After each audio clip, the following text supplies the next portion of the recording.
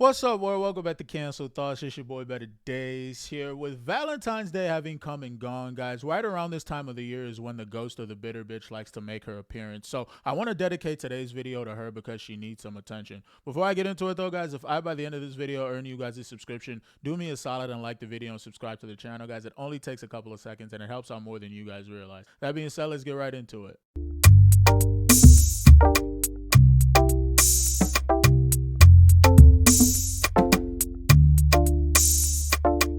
No shade and no disrespect, but the second I see a chick start posting wedding content, bride content, bachelorette content, baby content, pregnancy content, I bow out. So on this girl's video, people started talking about Whitney Simmons, literally one of the least problematic influencers out there. All she does is very positive workout content for the girlies, but I guess that's a problem now because she's pregnant. And there's so many comments saying like, oh wow, you're having another one, huh? In this climate, smart. And I want you guys to think about what that lady just said, okay? The minute that you start to see one of your favorite influencers that you claim to be a real big supporter of start being happy, you got to get up out of there out of some sense of jealousy. That's effectively what she just said there, and she was just a little bit more sophisticated and backhanded about it.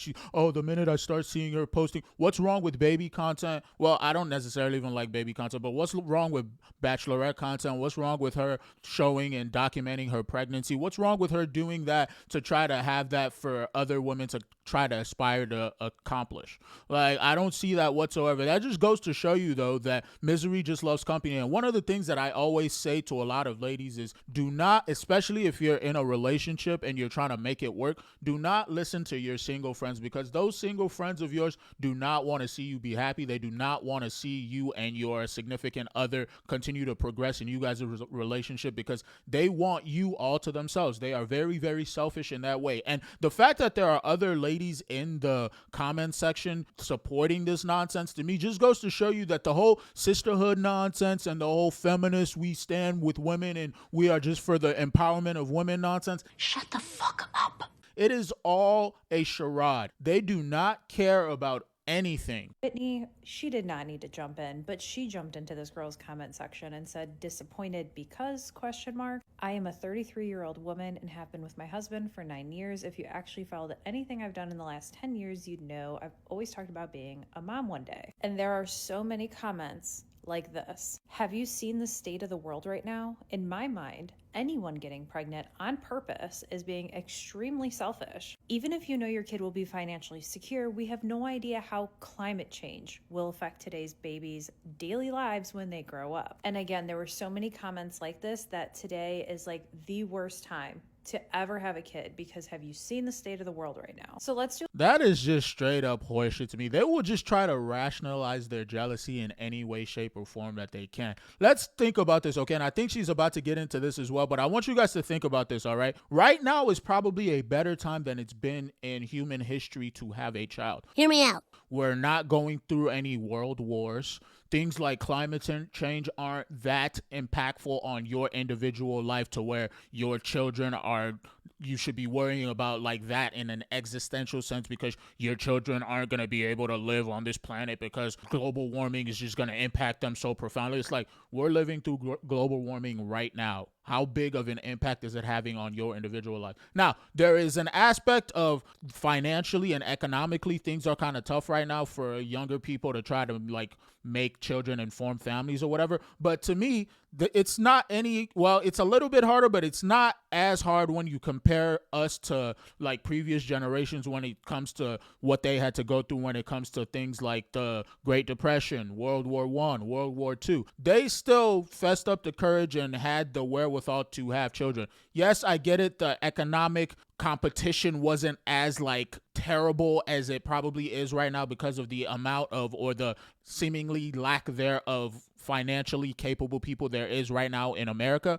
But if you want to really compare today to previous generations, we have it a whole lot easier, especially if you live in a developed country. And it's even a little bit more paradoxical because the less developed countries in the world today are the countries in which the population isn't actually collapsing in the way that it's collapsing in the West, which is more developed, which is kind of ironic.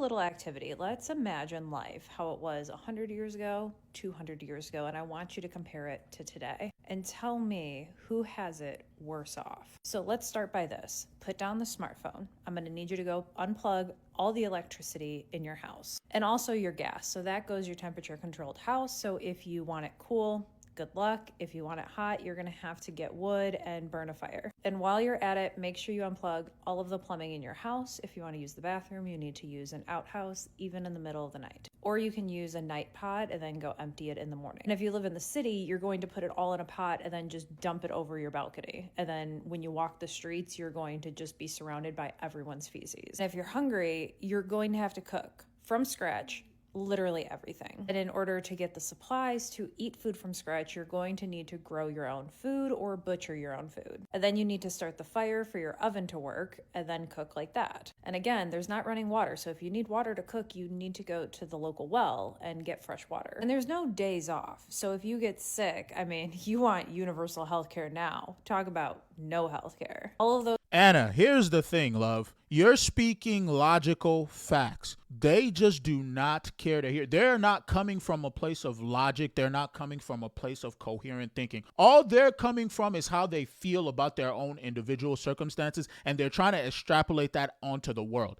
That is it. They're just projecting their own insecurities about how devoid of love they are in their own lives, to where they're like, oh, this is why we're unable to have children, and why would you want to bring a child into this world with all of the bad things that are going on right now, and we don't necessarily know if they're going to be able to survive, and this, that, and the third. What prior generations have ever known if their children are going to survive? Like, what are we talking about here, okay? You ladies are jealous of seeing another lady move on with her life and build a happy family, and you guys are mad about the fact that you guys don't necessarily have that in your own personal lives. That's it. Those things to get your house running, and especially if you have animals to keep you alive, you're going to need to take care of all of them while you take care of yourself. Now, typically in these past times, you had like 10 or 12 kids and a husband and a community to help you with all these things, but you're Miss Independent Woman. You don't want any of that. But moving on, if there's an intruder in your home, good luck. There's no calling the police. You're on your own. Oh, and mind you, women aren't allowed to read and write. You can't do those silly things. You can't vote. You don't have rights. If you're lucky enough to not die from a famine or a plague, then you'll probably still die young, because there's no like nursing home. So the minute you can't take care of yourself, you're probably done. There's definitely no social program. So if you can't afford food,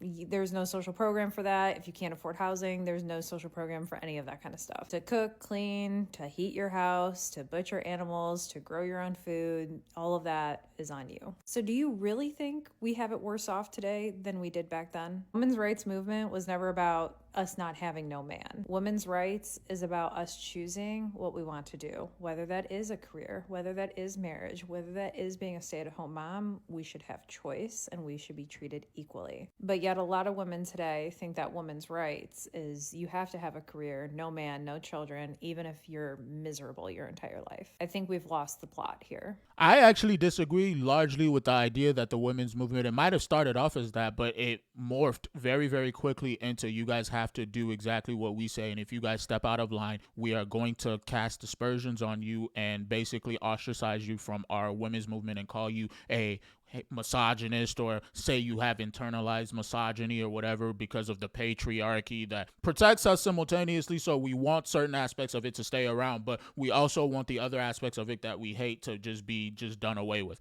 But that aside, all of this that she just said over the last like minute to minute and a half of this video was about 3.5 minutes long or whatever. All of it just highlights to me that we are living right now in one of the softer generations that has ever existed, because we are afforded to be able to have technological advancements. We are afforded the ability to be able to sit around and complain on the internet, complain on our phones or whatever, have phones to begin with where we can contact anybody at any time that we ever like feel like we need to speak to them. It's one of the easiest times probably right now to be a human being. And simultaneously, we have a culture and a generation of people who are complaining about how hard they have it. You can't make this shit up, man. The final thing that I I just want to say about this is, if you are a lady who is trying to be in a long-term relationship, or you're in a long-term relationship, do not listen to your single friends, okay? I'm going to harp on this because this is the most important thing that I want you guys to take from this video. Valentine's Day just came, it just went.